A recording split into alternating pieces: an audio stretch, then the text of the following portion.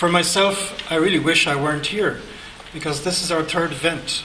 In the normal run of things, we would have seen some legislation by now, even if we had disagreed with it. And I do agree with Colin that there is a sense of urgency in this, not merely to enable us join international conversations on the UN committee and not remain outside those conversations, but because our citizens deserve it. We really should be giving the entirety of the floor today to people like Cher Nicholson to breathe flesh on the bones. But since we don't have the legislation, I'm afraid we're going to have to focus on why it's needed, and I think Gabor gave you a very, very convincing case from the perspective of the UN committee. And by the way, the committee's ideas were in protein form some years ago. It was pretty obvious some years ago what shape the legislation should take. And what has happened since then is the committee has consolidated and solidified its conception of the paradigm shift, particularly on Article 12. Pretty obvious that the paradigm has shifted at the level of ideas, but giving that practical, tangible expression in legislation is proving perversely difficult here, and I suspect in other countries around the world as well. So I thought what I would do is, rather than dwell on which seems to me to be the obvious, which is where the anchorage points are in the convention and how the committee is steadily giving life and shape to them, to transport ourselves to a different place, to imagine we're in a room with the Minister and her drafters, her parliamentary drafters, and to put forward the core asks. What is it that we actually want to see in this legislation, to get down to brass tacks? It just shows how much my capacity is frail, because the title I gave you is not the title what I have up here. In fact, the title I gave you was Getting Your Act Together, which was taken from Donald Toolan's famous conference in 2001 about a previous political contest about the shape of the Disability Act way back then. I'll just pour myself a little bit of water. Here's supported presentations. So what could and should a support-orientated piece of legislation look like? Well, I think the first thing I have to remind you, a little bit of Latin here. There's Cicero. I don't personally like Cicero. I'm personally a Caesar man myself. But anyhow, states are presumed to enter treaty obligations in good faith. That's all that pacta sunt servanda means, which means they're expected to take their obligations seriously. And I think it's important to appreciate that the obligations in Article 12 are very, very serious. In fact, many disinterested commentators say they go to the heart and soul of the UN Treaty Convention. Therefore, the core obligations, this is very important, the core obligations of Article 12 are not decoration on a cake. They're not add-ons. They ought to be at the very core of the cake and the very heart of future legislation. It's very, very, very important. So these are not side constraints, these are not mini themes, these are not diversions. This is actually heart and soul of what we want to see in the legislation as it is unfolded. And also, just a very brief word on the support paradigm, which is really what I'm zeroing in on, is that there is a very interesting, delicate interplay between independence and interdependence going on here, which is no more, no less than what happens with all of us in all of our lives. There's nothing special or magical or peculiar about it in the disability context. As Gabor said, and I totally agree with him, Article 12 speaks of support to enable a person exercise their legal capacity. They are the exact words used. This includes supported decision making, but I would suggest, and Gabor agrees, that it goes way beyond that. For example, it goes to the whole agenda of augmenting capacity with respect to people who, through no fault of their own, maybe when they were extremely young, were institutionalized and had been waiting decades to get out of those institutions. We still have about 4,000 people in institutions in Ireland.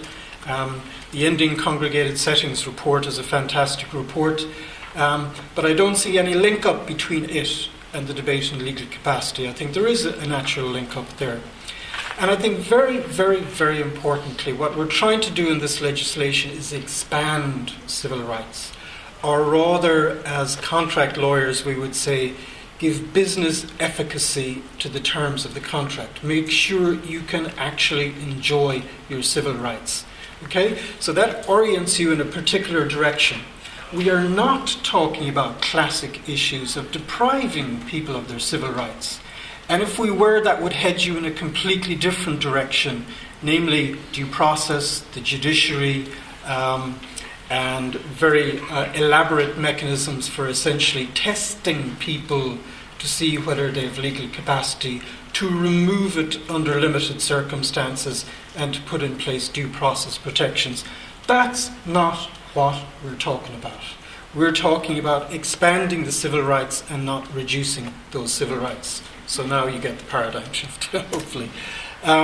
What should the Act contain? Well, even before I get to the 8 core asks or tasks for the Act, in my mind at least, we usually have a tradition here in this country of having a short title for an Act. It could be Assisted Decision Making Act, it could be Legal Capacity Act, but we also have a long title which is a paragraph that's intended to give the reader a heads up.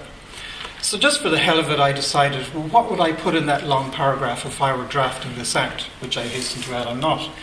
I said, this bill seeks to augment and assist persons with disabilities to exercise their legal capacity, to ensure respect for the centrality of their will and preferences, to transition those currently under systems of substituted decision-making to assisted decision-making, to confine any exceptional interventions to the most serious cases of vulnerability, but always with an eye to augmenting capacity, to set up an Office of Public Decision-Making Support, and to enable the state to ratify the UN CRPD.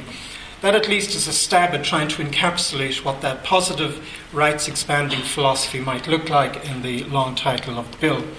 So the first core ask or task would be to ensure that the Act enshrines will and preferences. Now, this means a lot in and of itself, and it also means a lot in terms of what it negates. What it predominantly negates is the best interest standard, either tempered with an interpretive device where best interest means what you choose yourself, because as Lucy here from the UK will say, that's not the way it works out in the UK actually. But what does it mean in and of itself? What it means is instead of using the occasion of frailty or fragility as an occasion to trigger a process to take a right, we instead use it as a process to put together better tools, better techniques to try and get at the will and preference of the person, what it is that sparks the individual, which is why it's so important to hear from Cher Nicholson today, because she shows there are ways in which you can do this. I only put up that from Ralph Waldo Emerson because this is one of the few pieces of literature I ever read. He said, the only person you're destined to become is the person you decide to become. But the problem is we don't allow some people to make those decisions, and that really is the essence of what this Act is for.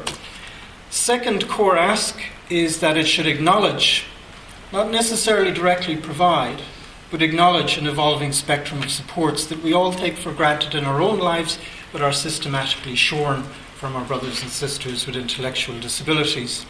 We should assume the supports are equally relevant across the spectrum and intensity of disability.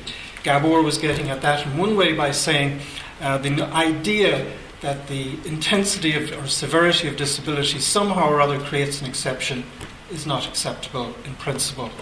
We should specify and acknowledge supports that augment capacity, a graduated intervention in order to ensure people can actually enjoy their right to live in the community. We should specify and acknowledge in the Act supports to assist a person making choices and decisions. We should specify and acknowledge supports to help individuals express their will and preference, maybe via the instrumentality of close, trusted third parties, and that's in essence what representation agreements are all about. We should specify and acknowledge in the Act co-decision-making processes provided, and this is the key proviso, that at the heel of the hunt, the will and the preferences of that individual is the most important thing. In other words, there's a danger that co-decision-making processes could become a subtle Trojan horse for reintroducing substitute decision-making, again, even if well-intentioned. We should also emphasize that supports are not mandatory. I think Gabor was getting at this through another lens, that it's the person's choice whether or not to buy into these supports and accept them. And also emphasise that the supports are mainly to be found in the community. So it's really a task or a challenge of connecting people with naturally occurring supports that all of us take for granted, but a lot of people with intellectual disabilities are excluded from. And this is genuinely evolving. It is not set in stone. There are other forms that may evolve and ought to evolve. Task number 3, the Act should be very clear on the legal implications of support.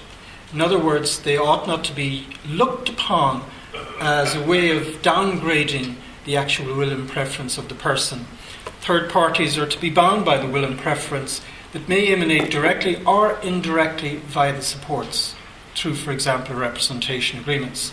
So your landlord, your doctor, your dentist, and so forth will have to treat with the individual via the web of supports that are actually put in place to enable him or her to engage successfully.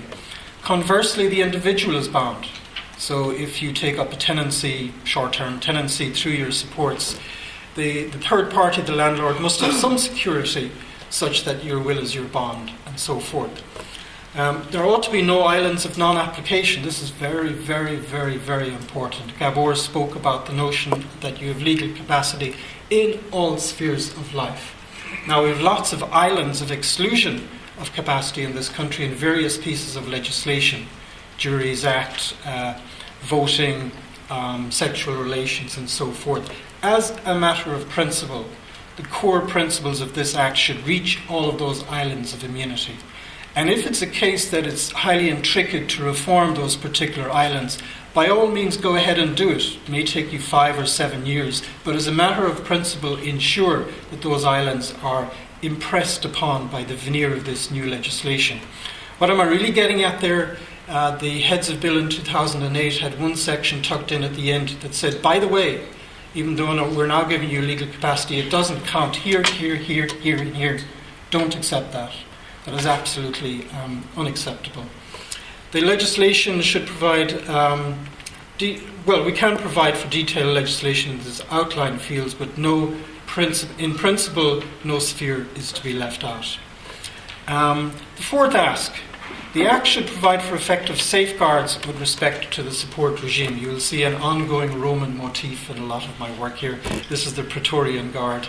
The usual challenges need to be safeguarded against, for example, conflicts of interest with respect to the supports that are put in place. The more difficult one, and here's where it's going to be really interesting to hear from Cher Nicholson, and it's going to be a real task to see how you express this in a legislative form, is this elusive line between supports that genuinely support and enable your will and preference to be expressed, and supports that actually supplant the person, even perhaps with the best will in the world. We all do it with each other day in, day out. We're a constant source of support and threat to each other. By the way, we don't separate out those things, they're integrated fully. It always struck me as bizarre how health and safety legislation separated out that one particular sphere, and you end up with highly regulated lives. Safeguards should not be used as a Trojan horse to reintroduce a protective agenda that nearly always smothers the individual, regardless of how well-intentioned they're motivated. Task number 5. You might say this is actually really at the core. Everything turns on this. We've got to have an appropriate, underline, emphasize, institutional architecture to advance and safeguard the system. Gabor might help me out here because that's Russian for trust but verify. I hope it is. Anyhow, symbolically, its institutional home has to be appropriate. That means not from a traditional protection-oriented structure. That's much too negative. This is about expanding civil rights, not limiting them. So name it positively and situate it positively, and not in the classic negative civil liberties regime. More practically, its task should be to grow the field by issuing good practice guidelines, because it's not easy, particularly where you're, for example, a community volunteer stepping into a support paradigm, if you yourself have no clear parameters. Its other task would be to develop safeguards,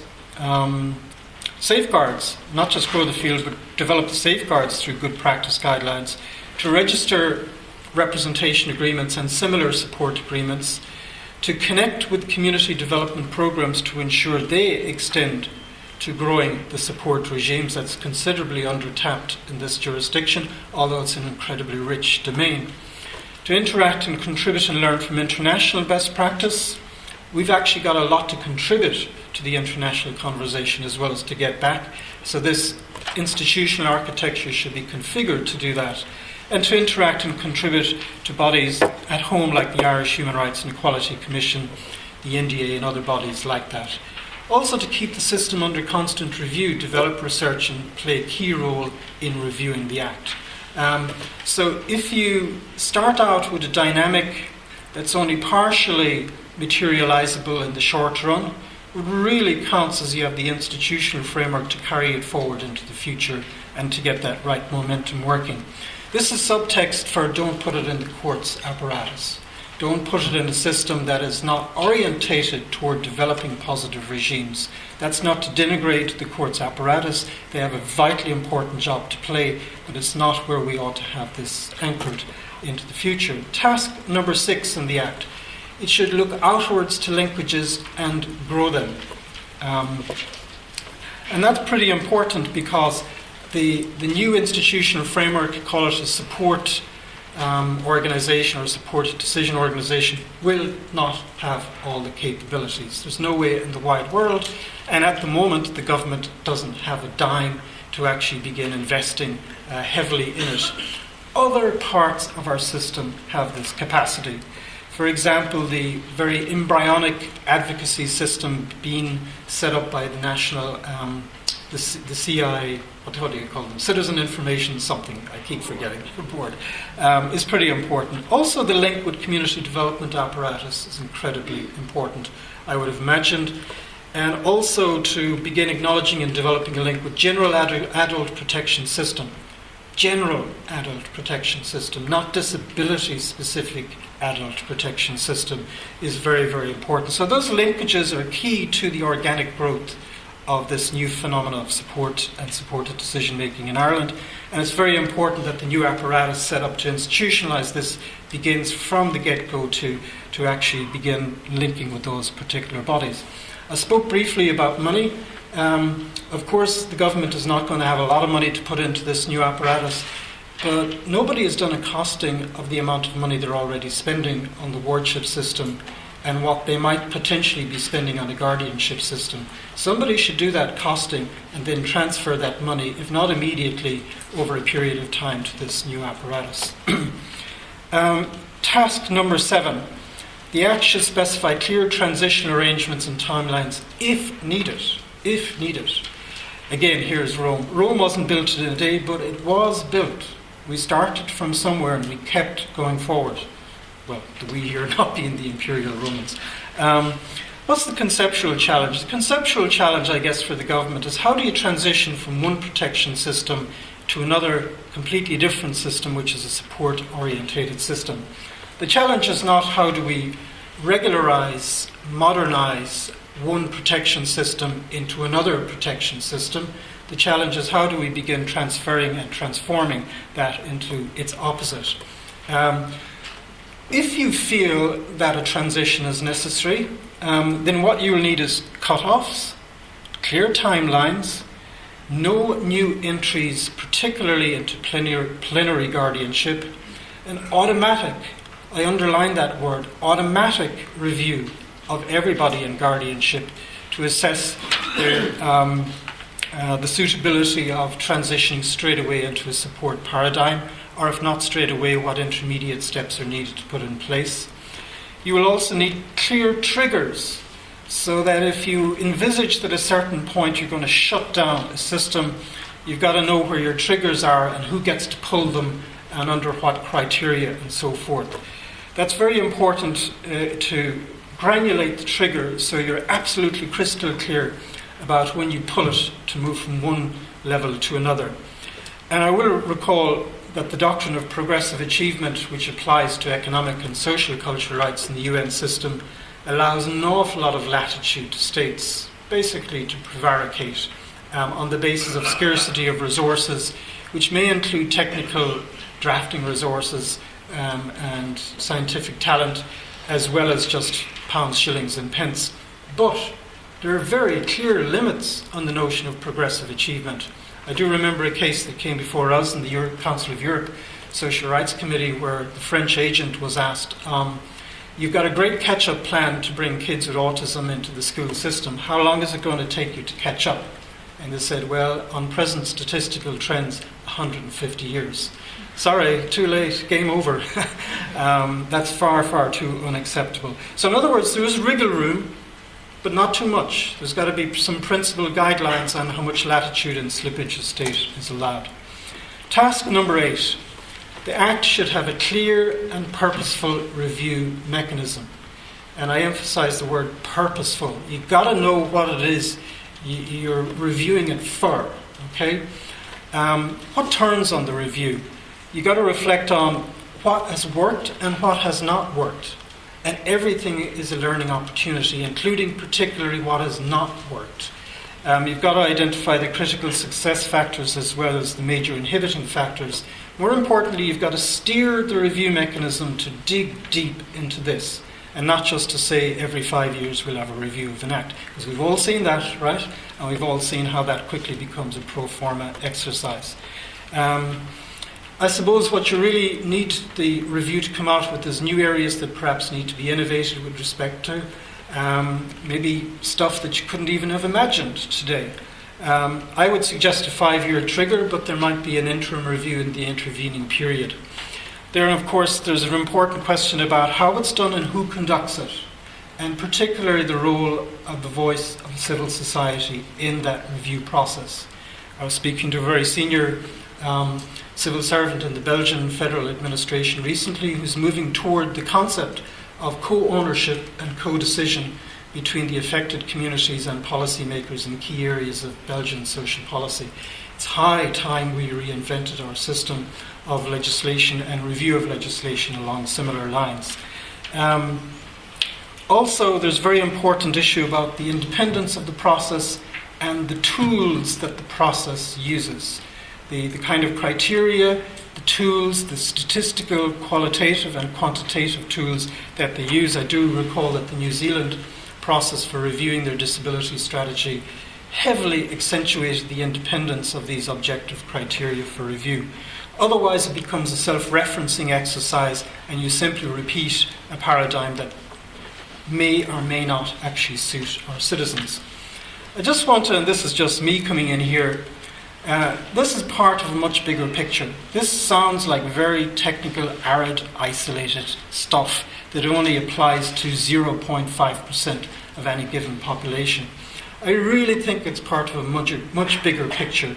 If you take there one of my bugbears, Heinrich Himmler, he developed the theory that although some people are humans, although they have the form of being human, they're actually human animals. So anything can be done to them. This, of course, included people with intellectual disabilities, but also the blind, the deaf-blind, alcoholics, the Roma, gypsies, and most specifically the Jews. There is that strong undercurrent in every society. It's almost as if the human condition has to be defined by who it excludes. That's what we're fighting against. In terms of law and public policy, Gabor has already mentioned the concept of civil death, which comes from this lovely fellow here, Sir William Blackstone, great English legal historian that everyone quotes but nobody reads. And he said, upon marriage, woman suffers civil death, in the sense that her legal personhood disappears, becomes invisible, and is merged with that of her husband. So the struggle over the last 400 years has been segregating out the personhood of women from their husbands, and you might say the personhood of slaves from their masters, the personhood of many different groups from the dominant group and so forth. And I like to connect all of this back because it sounds so alien. I connect it back to what we've experienced since the foundation of this state, which is what I call the Irish Gulag, which is concentric circles of exclusion toward others who were deemed to be basically lesser forms of human beings. That's not a million miles away from the mentality of Heinrich Himmler when you think about it. You can think of institutional violence, the unmarried mothers and the Magdalenes and whatnot. And I think the issue of legal capacity, of intellectual disability forms part of that broader cloth. It's the last enclave, or one of the last enclaves, at least in this country, where you sometimes get the sense, because the protective regime is so overlain and may come to dominate the legislation, we hope not, that in fact the view has been taken that they're a lesser form of human beings requiring a different kind of law from the rest of us. So my last slide is, I think we shouldn't enact this law just because the UN requires it. We should enact it because it fits with the republican nature of the state. When you run out of warp power and warp speed on Star Trek, you've got to rely back on your ion impulse engines, okay? There's got to be a native reason why we want this statute for our citizens. The language of some of the founding documents are overly patronizing, there's no doubt about that, but the sentiment is exactly at one with the UN Convention on the Rights of People with Disabilities, which is that while all are different, all are equal, and therefore we should have no continuation of vestiges of the poor law, which is what this protective regime is, and focus now on expanding civil rights for our citizens with disabilities. Thank you very much.